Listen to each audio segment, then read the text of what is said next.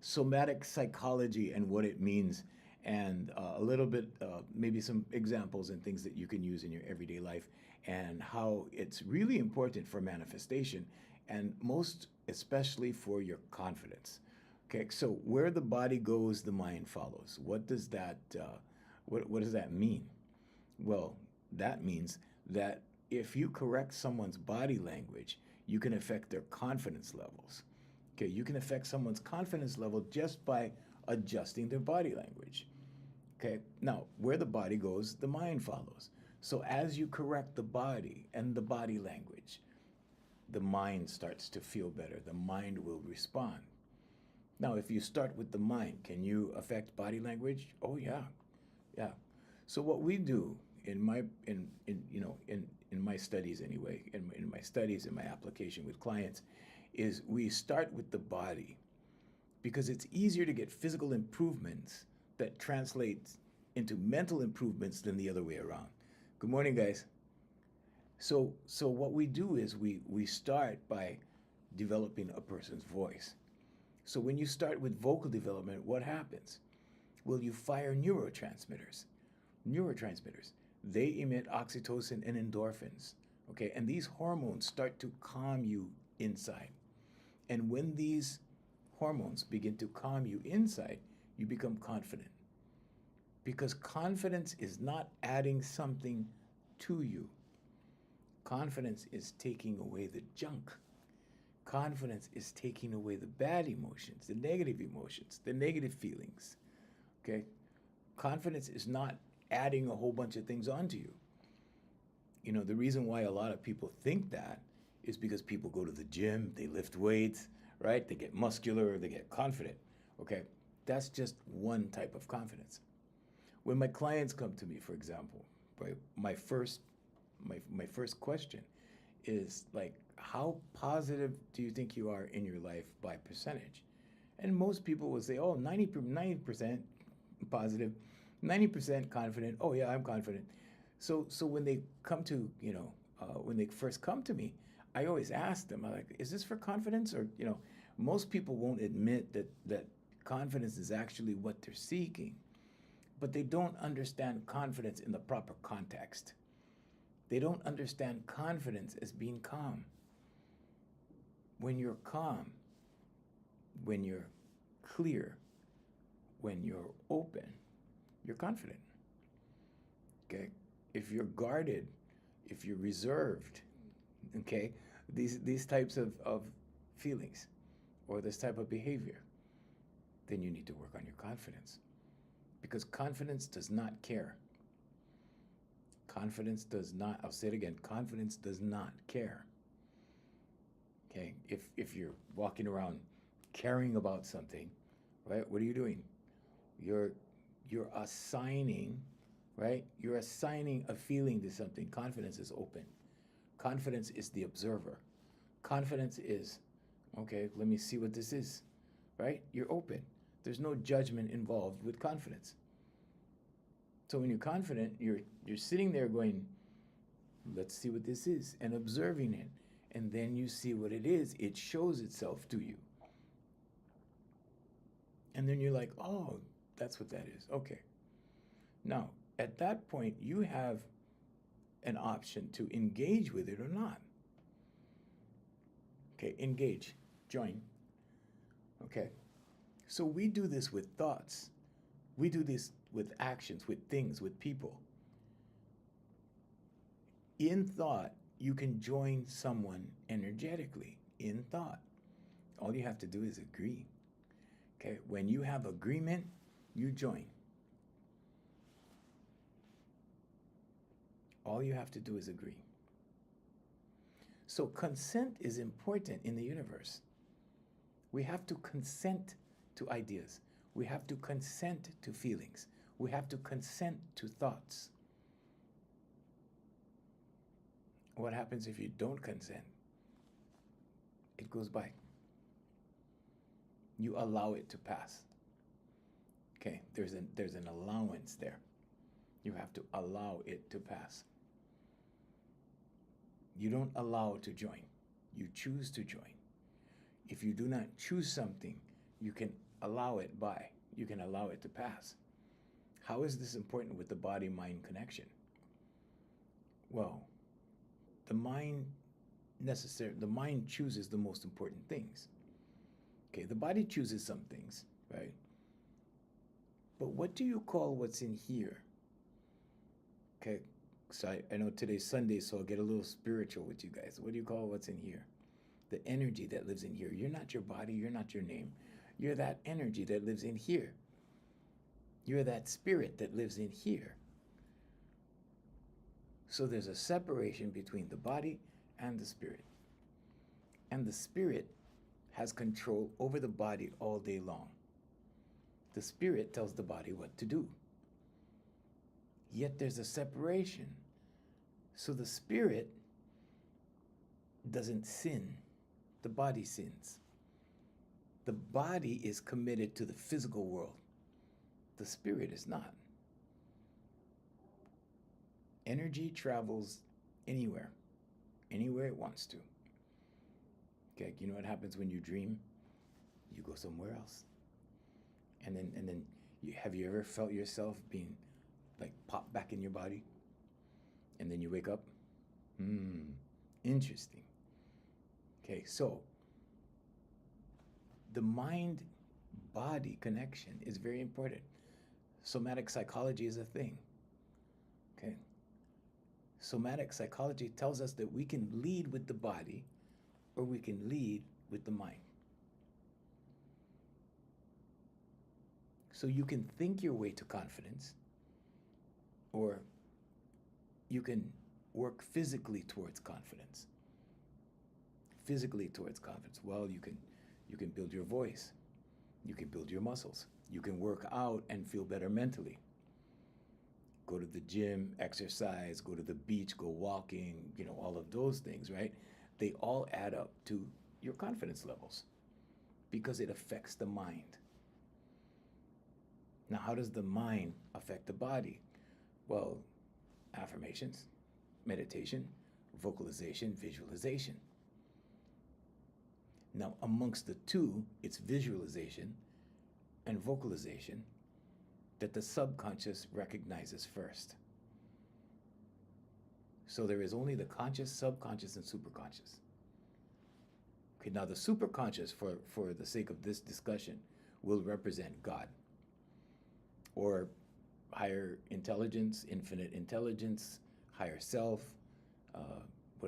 however you believe. I'm not here to tell you what to believe in or how to believe.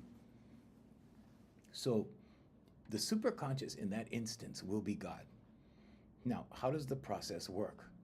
Let's say you have a goal. Let's say manifestation is, oh, good morning, you're welcome. You're very welcome. Good morning, Costas. Good morning, Jude. Good morning, Oscar. So how does this work?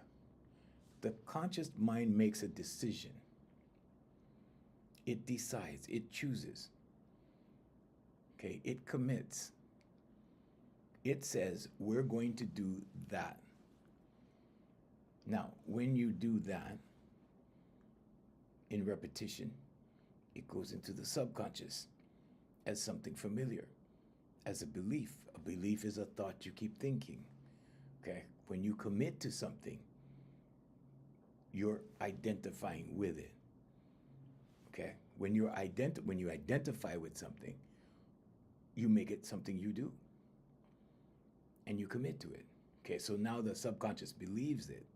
Now what happens? Well, the subconscious will show you evidence of it. It will create actions for it. So in other words, if the belief is, I'm a good speaker, now the subconscious will look for evidence of it. And it will point out all the instances where you were speaking, maybe at an event, maybe at a birthday party, maybe at an informal event, family living room. And it'll go, you see, you're a good speaker. You see, you did this back then, whatever, last week, last year, whatever. Look, you're a good speaker. Okay. Why?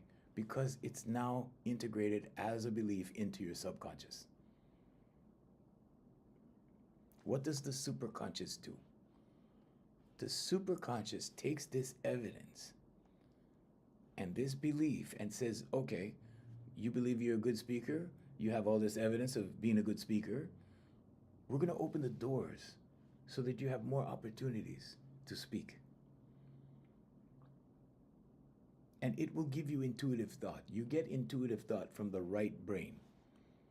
That's where the superconscious lives, on the right side. That's why in the Bible, right? In the Bible, they say Jesus sits at the right hand of the Father. Why? Because Jesus represents God. You cast your net to the right side. You know, the apostles were fishing. Remember, Christians? Any Christians in the house? The apostles were fishing. They had their nets on the left. Jesus appeared to them and said, cast your net to the right side. Esoterically, it's talking about the right hemisphere of the brain. When they cast their net to the right side, what happened? They couldn't pull in the nets. Too much fish. Too many fish. That represents abundance. What does that tell you? That tells you when you join with God on the right, the superconscious, when you join with the superconscious, with belief, okay, the belief is in your subconscious, and you've made the decision to believe from your conscious mind, okay? You make the decision, you make the commitment, now you believe. Now you believe, now you receive from the superconscious. Ask, believe, receive.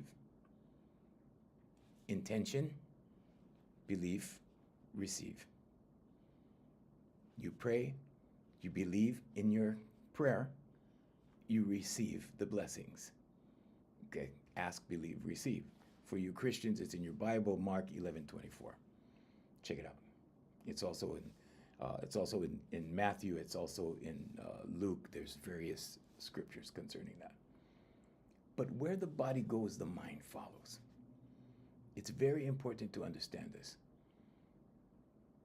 Because if you're having difficulty with the mind, then maybe you should work on the body first.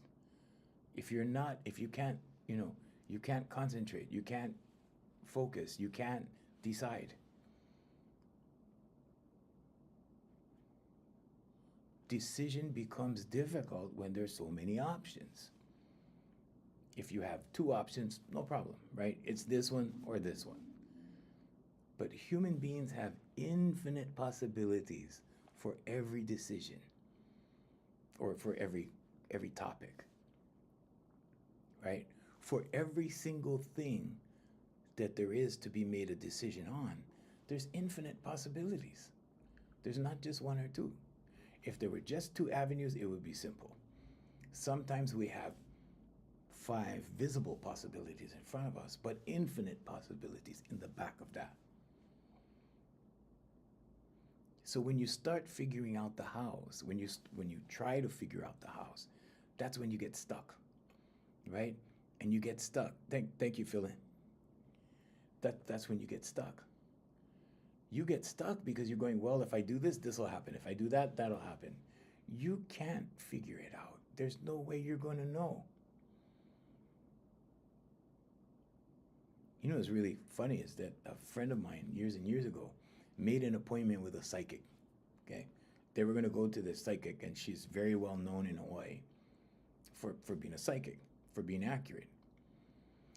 And she had an appointment with this psychic. And that morning, the morning that she was supposed to go, the psychic called in sick. And I thought to myself, well, wouldn't the psychic be able to tell that they were going to get sick, that they wouldn't be available on that day? Right? That's a thought that I had. Because not even a psychic would know. Okay? Not even a psychic could tell.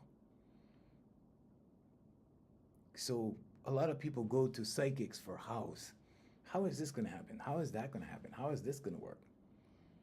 There are infinite possibilities to hows. That's why the how is God's job. Because only God can figure that out. Okay? Because only God is infinite. Only God is that expansive.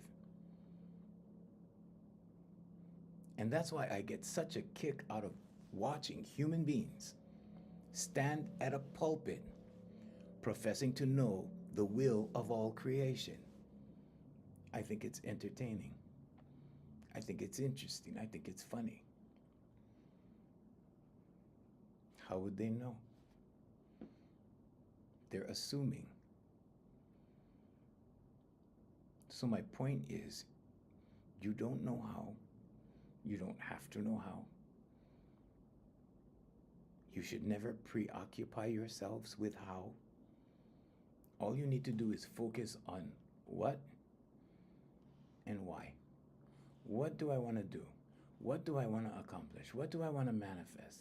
What are my goals? And why am I doing this? Because you need to know why you're doing something. If you don't know why you're doing something, then yeah, you need to check it out. There's a problem. You need to know why you're doing it.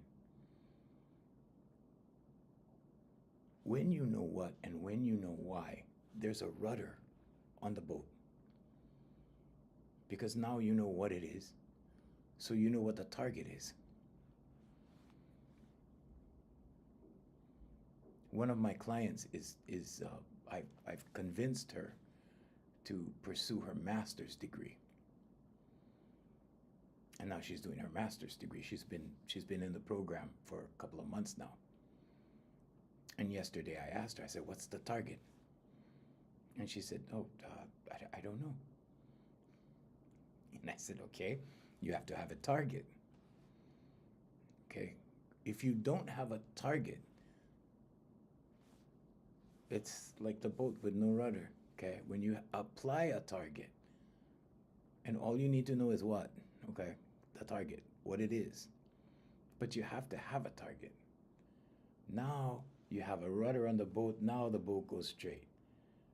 You can change your mind, and then the rudder will change direction. Okay, it can change direction, but you have to have a rudder. You have to know what you're doing and why you're doing it. That's all you need to know. You don't need to know how. Every time I started a business, every time I started a company, every time I started something, I didn't know how. I had no idea. And I learned this from my mentor, my first mentor I learned this from. He said, you don't need to know how. And every time I would ask him, okay, well, I want to do this. And, and I would ask him details like, okay, I got this, that. How do I do that? And he used to ask me, what about God? And I was in my 20s. So I used to say, what about God? Like, what about God? What? And he would tell me, did you ask God? Did you go to God? Did you go inside? Did you go in the kingdom? See, the kingdom is in here. Jesus Christ said the kingdom is within. The answers are all in here. They're not out there. Don't go out there looking for answers. You're going to get lost. That's how people get lost. Because roads go everywhere out there. The possibilities are endless out there. In here, you get the definitive answer. Out there, you get lost. Okay. Another thing to think about is you're not subject to outer reality. You're not subject to the reality out here.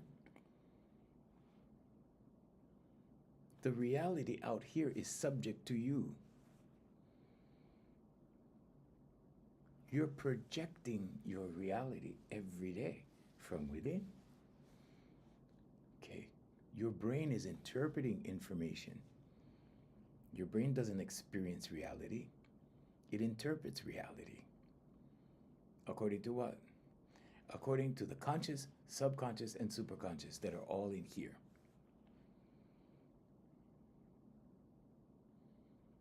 You have to decide. You have to commit. You have to believe. Then you will be rewarded according to your believing what you believe in. It doesn't matter if it's right or wrong, good or bad, it doesn't matter. If you believe in something bad, you're going to get more of that. You believe in something good, you'll get more of that. If you're believing in something bad, you will know. You will know because you will start attracting bad stuff. Then you're going to have to change the belief. And most human beings go like this, windshield wiper, back and forth. Good, bad, good, bad, good, bad. Okay. If you have the dividing line, if you have the 50 percentile here, this is positive, this is negative. We'll call this good, we'll call this bad. You have 50-50 here, which means you go back and forth like this. Okay? Back and forth, back and forth, back and forth, like that. All you need to do is go here, 51%. Now the majority is good, right? The minority is bad. So now the majority of your life is good. Only by that 1%. Only by shifting 1%.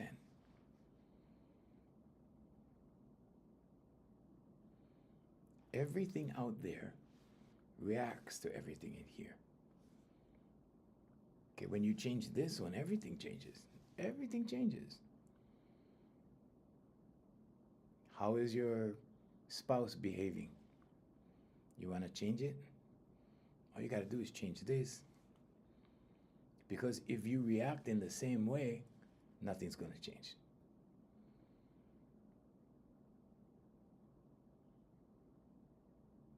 Because if you react in the same way, what you're saying is the beliefs, the roots of the tree. Let's look at the tree. Okay, the roots are subconscious beliefs, your core beliefs. The trunk of the tree is your paradigm, your attitude, how you see the world. The fruits of the tree up here are your actions that result in results. If you don't change the roots, the paradigm won't change. If you don't change the paradigm, your thoughts won't change. If you don't change your thoughts, the results won't change. Now, you can keep wishing, you can keep hoping, right? But you're doing the same actions every day, the same way. You're doing everything the same. And you're expecting a different result. And that's the definition of insanity. It's insane. It's crazy. Is it difficult to change the beliefs in the subconscious? No, not at all. Get your pen. Here. I am so happy and grateful now that I'm confident. Why confidence? Confidence is at the core of my teaching. It's the heart of my teaching. It's the absolute foundation of my teaching. Confidence.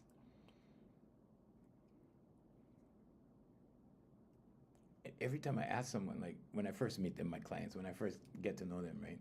I said, so is this about confidence? And they go, oh, well, I'm pretty confident. You know, and everybody will say that, but there's a difference between inner confidence, where the kingdom is, inside, in here, okay? Inner confidence is very different than exterior confidence or outer confidence. Okay, a lot of guys, you see these guys, they go to the gym, they're big dudes, right? Big muscles, they go to the gym, they're not afraid of anybody, right? But then they have that little 4'11" girl that has complete control of them from the inside. You ever see that? That's funny as hell. It's funny. Because they have complete control over the dude. And like he's this big Hercules guy. And that was the metaphor behind the Hercules story. I mean, the Samson and Delilah story, sorry. The Samson and Delilah story. Right? She cut off his hair. And then what? Okay, but that's a metaphor. Okay, that's not what they cut off, but they cut off things. So when you changed your beliefs, when you install beliefs of confidence, or the belief of confidence, I'm so happy and grateful now that I'm confident, thank you. What happens? Well, first of all, you start relaxing. Okay, you stop overthinking. Anxiety goes away.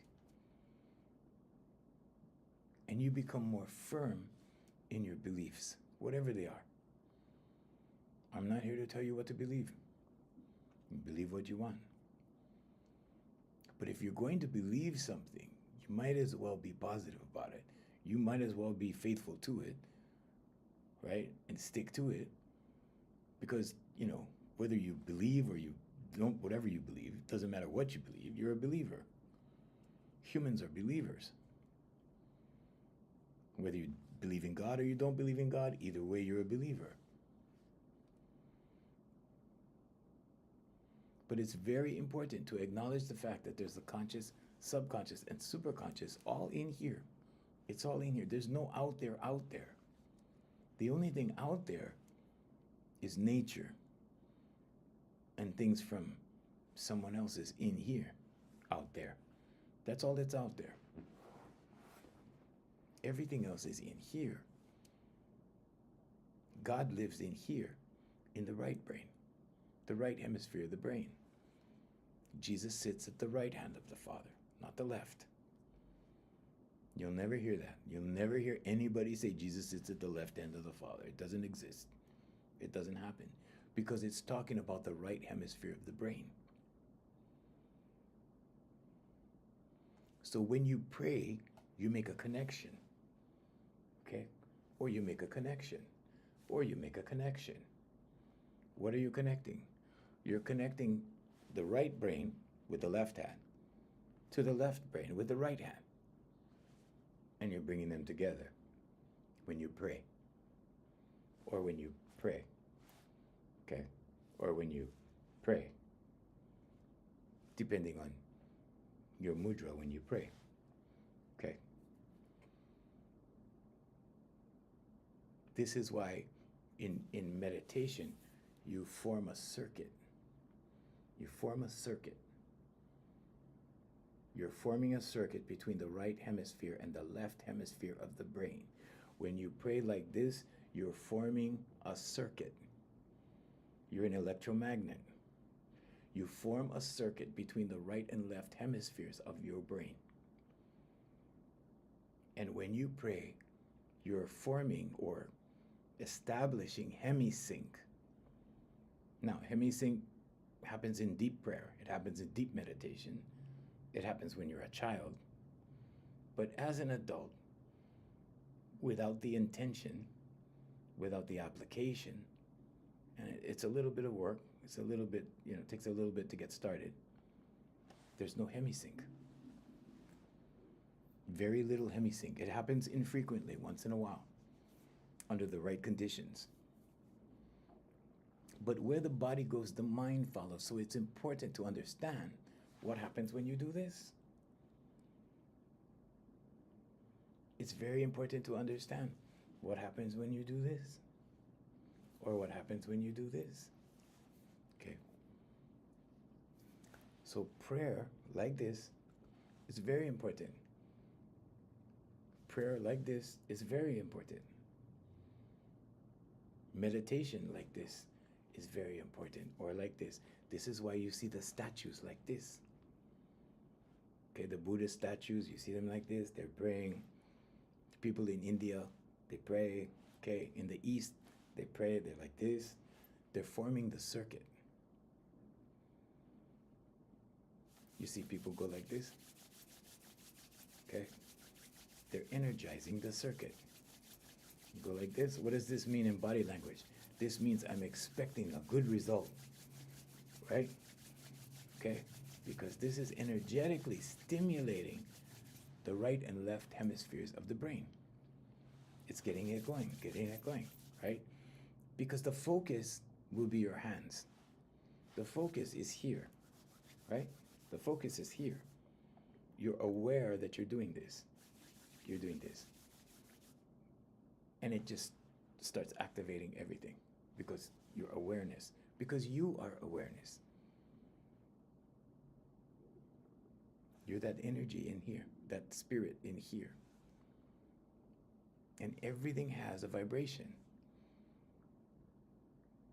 Everything produces a vibration. Your biggest vibration is the heart chakra. That's why when you think about something exciting, your heart starts beating like that, you're sending out good vibes. Now, same thing happens when you get scared, right? You get scared, your heart starts beating like that. Okay. So it gets excited, it does this. It gets fearful, it does this. If you're feeling something fearful and your heart is going like this, that's not a good thing. Take your mind off of that thought. Remove that thought. Say stop and select another thought. Look at a picture of something you love. It's always important to focus on things you love and people you love. And when you get distracted into something that makes you fearful, okay, or something unpleasant that doesn't make you feel good, it's important to switch back to something positive. Something that you love, something that, maybe it's your dog, maybe it's your baby, and you put it on your screensaver. And then when you look at it, okay, mine over here says the how is always God's job, Mark 11:24. That's my reminder. But that's very important in manifestation. So you manifest whether you know it or not. Everything you have in your life, look right in front of you. Look around the house. Look around your car. Not just what you have. It's not a materialistic thing. It's not material. But it does include material. But look around you. What do you have and what condition is it in? If you have a desk in front of you, look at your desk. Is it organized? Is it scattered? Is it messy? Is it dirty? These are all indications of what's in here, in your kingdom. Everyone has their own simulation. There is the collective consciousness, but we all live our own life paths and our own simulation. And you have control over it. You can change it. You don't have to go with the program. There is no program. There's only your program. You only experience what you allow. If you don't know that you're allowing it, then that's the good news. There you go. It's up to you. It's all in accordance of what you believe. Now, just to say that, well, I believe in God, that's not enough. What else do you believe? Because you believe in God, what are your core values? Take a look at those. Those are what's important. Some people just take all their responsibility and give it up, right? So responsibility, accountability says or suggests that there are some core values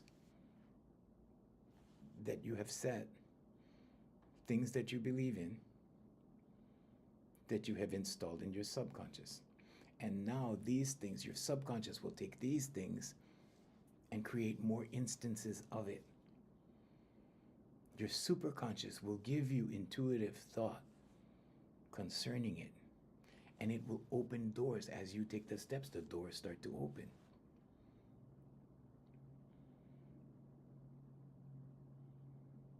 The highest vibration, okay, or let's say the fastest way towards manifesting anything is love, because it's the highest vibration. Maybe you don't feel like love. Maybe love is a stretch for you. Maybe, because some people aren't happy enough to love. They're still being pulled down by the negative emotions, negative vibrations. So how do you free yourself?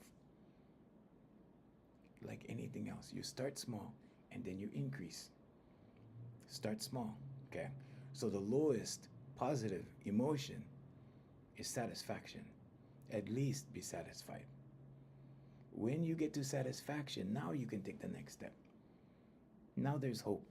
Then enthusiasm, excitement, passion, joy, gratitude, peace. And then you get to love.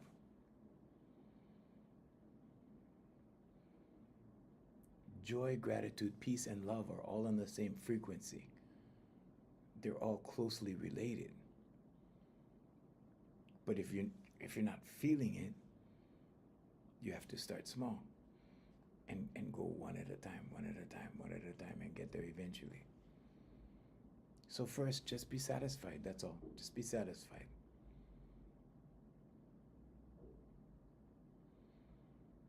I was once told by a very, very successful man. He told me ambition is a sin. And when I heard it, I thought it was a joke, and I was laughing. And then I thought about it, and I go, yeah, the more successful you become, or the more ambitious you become, the more responsibility, the more accountability. With knowledge comes responsibility. Once you know, once you have experienced it, you become responsible to that knowledge.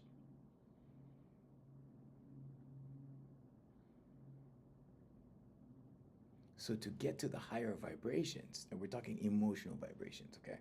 We're not talking scientific resonance vibrations. We're talking emotional vibrations, spiritual vibrations. We're talking about good mood versus bad mood. Because when you make an impression on God with a good mood, it's returned to you in kind. You have a good mood, you produce good actions get good results. Same thing with bad mood, same thing. So it's more important to be in a good mood first before you pray, before you go in the house when you go home. Because otherwise, what happens? Otherwise, you bring the stress from work into the house. Before you pray, you have to be in a good mood. Why? So you can pray with good intentions. You can't be frustrated and pray at the same time. It doesn't make sense. It won't happen. Think about it. Can you be angry and pray at the same time? It's impossible. If you were to pray when you were angry, you would get negative results from your prayer. The Indian philosopher Shanako said, your feelings are your God. And what he was talking about was that God is an energy. And when you make that impression on God, it is returned to you in kind. Like attracts like all day long. So it's a vibration that you're after. It's a vibration that you seek. The eyes can only look. Let me say that again. The eyes can only look. It's the mind that sees. Your mind sees. Your subconscious mind sees. Your conscious mind sees. Your eyes only look. That's why in the Bible it says they look but they cannot see. What does that mean? Well, they see something visually, but they don't understand what they're looking at. They look but they cannot see, because you see with your mind. And in order to see, you have to seek. And in order to seek, you have to go within, because it happens in here. You seek in the kingdom. First you seek the kingdom, then you seek in the kingdom. Every time you have to seek, you go within. Go in your center.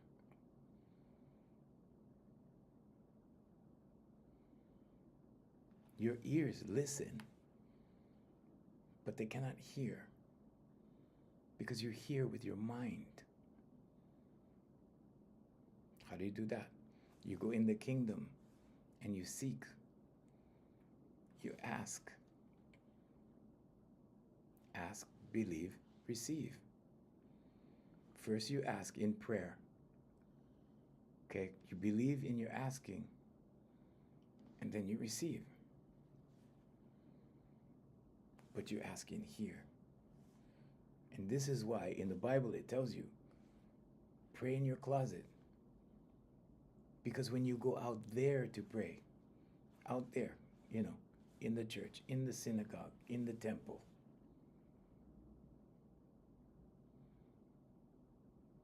Your eyes deceive you.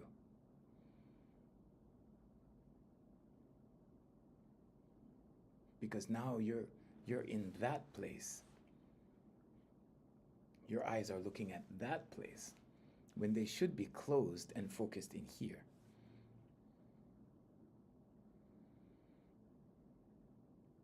Your eyes pull you into different realities. When you're looking at the car that you're attracted to, the keyword attracted, okay, the car you're attracted to, the house you're attracted to, then you're all about the car, then you're all about the house. Whatever it is, the girl, the guy, whatever it is, the dog, whatever it is, that's what you're attracted to. Your eyes take you into that reality. Now you're in that vibration, you're in that vibe.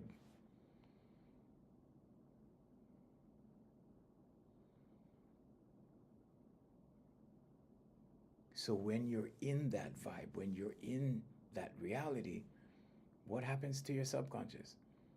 It believes that reality. The reticular activating system in your brain produces more of that reality. Why? Because it filters out things you're not focused on. And this is why when you're online and you see that fancy red sports car, you know that phenomenon?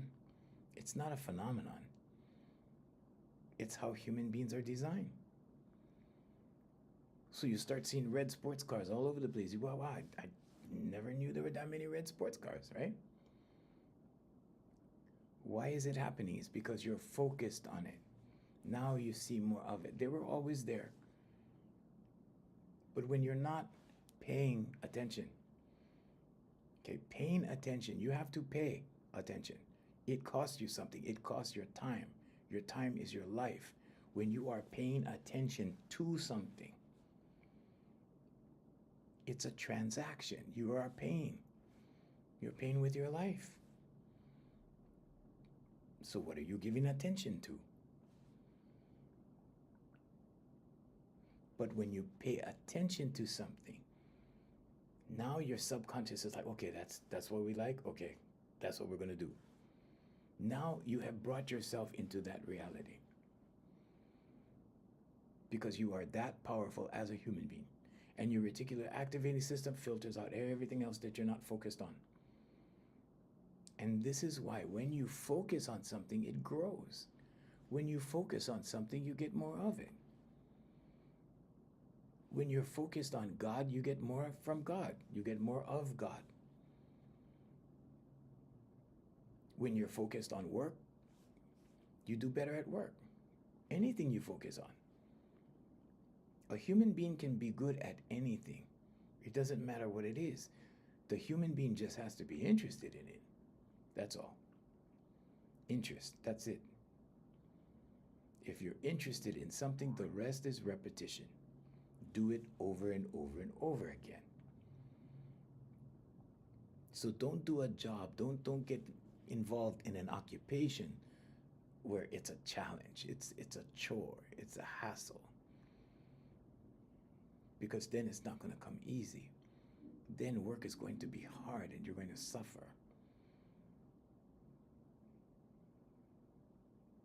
With technology, you can make money doing anything. Pretty soon, AI will do everything. And the question becomes, what are you going to do? If you're just sitting around eating Twinkies, you're going to suffer. Why? Obvious, right? So when AI does all the heavy lifting for humanity, what's left for humanity? It will be your gifts, the gifts you were born with. It will be your God-given abilities that you have to share, to make humanity better. It will be these things that you need to do. Because you won't need to drive the forklift anymore, because the forklift will operate itself. You won't need to wash the dishes anymore, because the dishwashers will do it. You won't need to clean the yard anymore, because the robots will do it. So what will you do? Plan on these things now. Look ahead. Look ahead and see, okay, what am I planning to do with my life? It doesn't matter how old you are. It doesn't matter how young you are. And if you're older, you have more experience, you have more life experience, you have more to offer, you have more to pass down, you have more to pay forward.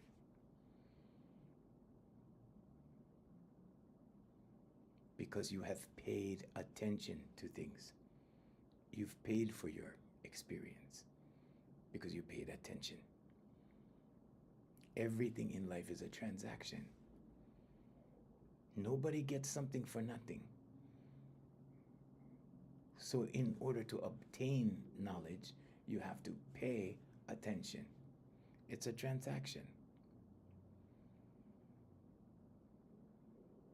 Everything is transactional. So make sure that when you decide what it is you want to do, it's going to make you happy. Because if it doesn't make you happy, it's going to be a chore. You're not going to want to do it. You're going to be miserable. If you're miserable, guess what? You're going to get more misery. And this is why in the Bible it said, he that hath shall be given more, right? And I'm paraphrasing. And he that hath not, more will be taken, even more will be taken from him. What's it talking about? It's talking about mindset. It's talking about an abundance mindset. If you have an abundant mindset, number one, you know that God takes care of you. Okay? You can relax. If you say you believe in God and you're worried about something, you need to think again. Because either you don't believe in God or you had a weak moment. One of the two. Everybody has weak moments. There's two ways to abundance, two ways to wealth. Okay, number one, you can do it yourself. You can just put everything away, save everything, and you can live small. You know, you can live in t-shirts and slippers. It's up to you. I know some people that live in t-shirts and slippers and have millions of dollars in the bank, but that's how they're comfortable. They live in slippers and t-shirts. And then I know people that, you know, wear nice clothes and nice shoes and whatever, and they're very classy, and they have millions of dollars in the bank.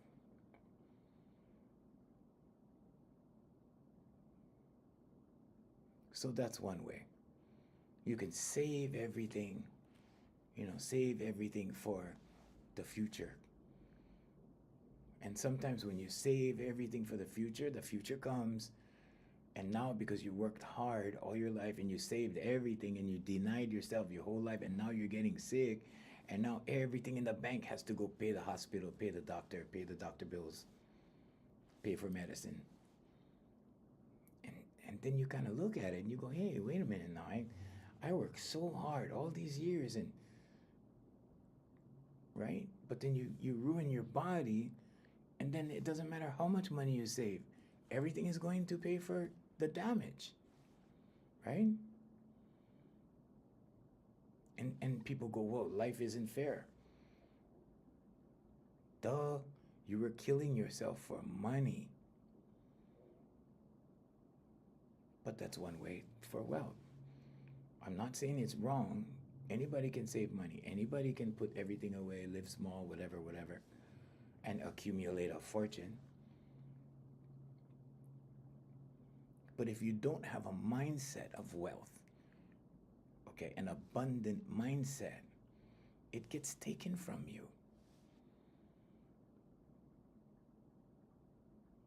Now, what's the second way of wealth? Well, the second way of wealth is when you believe in God or the superconscious.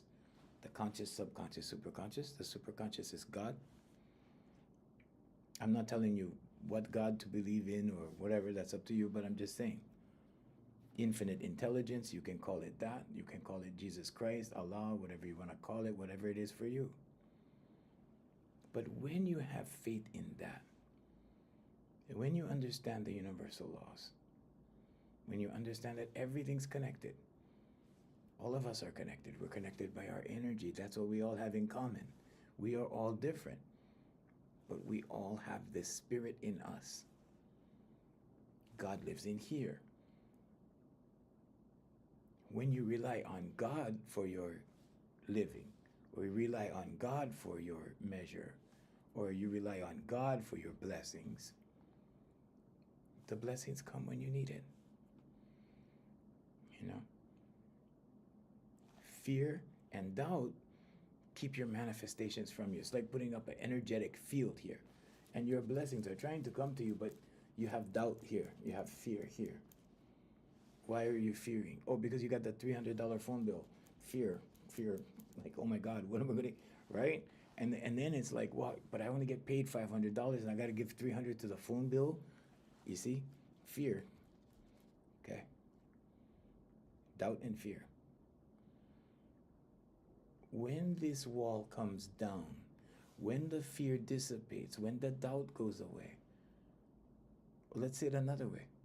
When confidence comes, confidence, your blessings come to you. Confidence. Confidence is knowing. Where did that come from? Well, first you have to believe, right? You have to believe you're confident, okay? And then confidence is knowing that no matter what happens, I'm going to be okay. No matter what happens, God will deliver. No matter what happens, the phone bill will get paid. No matter what happens, the job will be there. And sometimes when the job goes, it's because another door is opening, but you can't see it. You can't see it.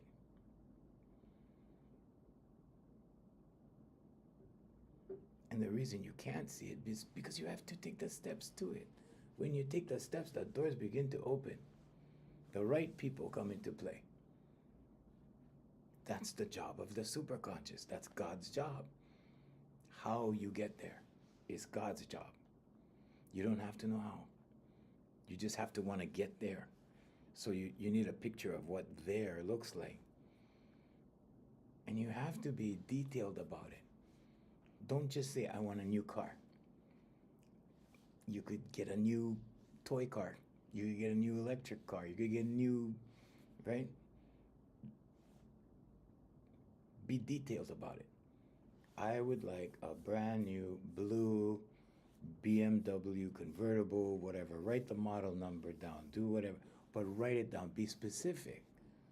Or you'll just get a car. It could be a used car. But it's new because it wasn't yours before, right? So it could be anything. Be specific. Be specific in your asking. Most people don't ask enough. Why? Because we have been made to feel guilty for asking. If you're going to ask for something, ask for a good one. If you're going to ask for a house, ask for a good one. There's so many times in my life when I asked for something and I just went over the top. Sometimes I got it. Sometimes I got the next best thing. But I got way more than I would have gotten if I was conservative in my asking. Be liberal in your asking. Be liberal in your giving. Because humility is not thinking less of yourself. Don't be humble in your asking.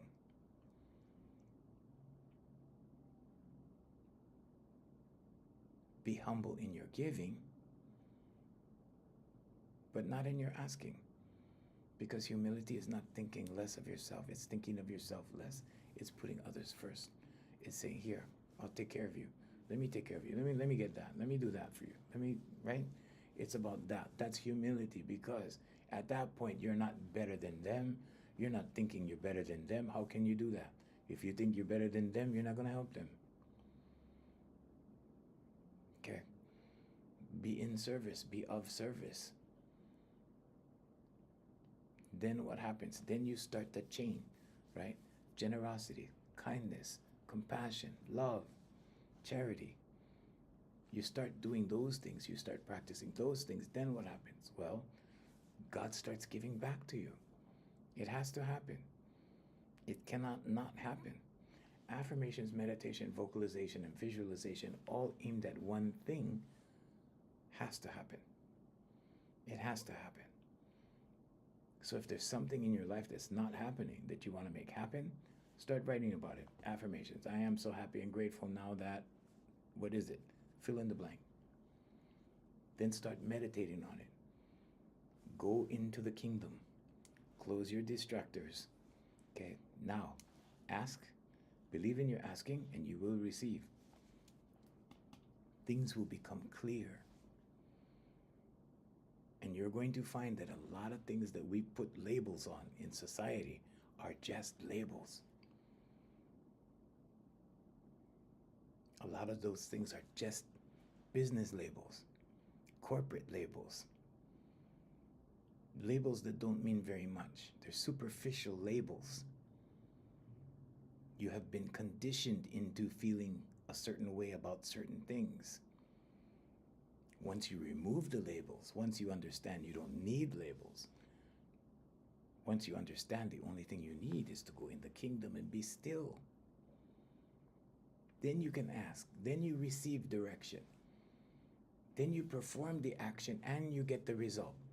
And when you follow intuitive thought and you get the intuitive results, you're like, wow, I didn't know it was that easy.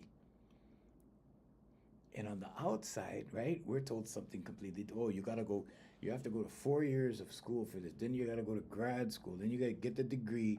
And then, yeah, like that. And some of those people are miserable inside. Why? Because they've been conditioned into that label. They've been conditioned into the diploma. They've been conditioned into the title. They've been conditioned into everything else but love.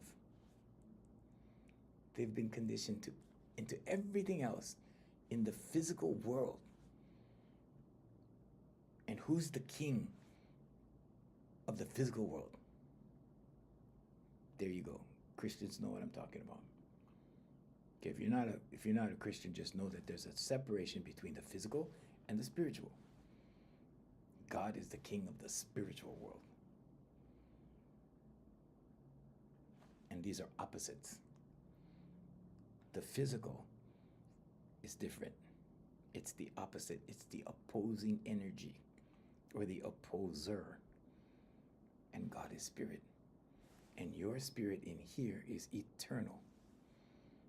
The body is temporary. So what are you afraid of? No doubt, no fear. Go get it. Whatever it is. Okay? And I wish you blessings and happy Sunday to all my church people. Hope you have fun out there. Have fun in church. Have fun with each other. And Costas, thank you for being here. Thank you for liking the live. Thank you, Jay. Jay has told me, see you next week. It's time for me to go. We're here every morning at 7 a.m. for my community service. I have nothing to sell you. If you want to go to the website, check it out.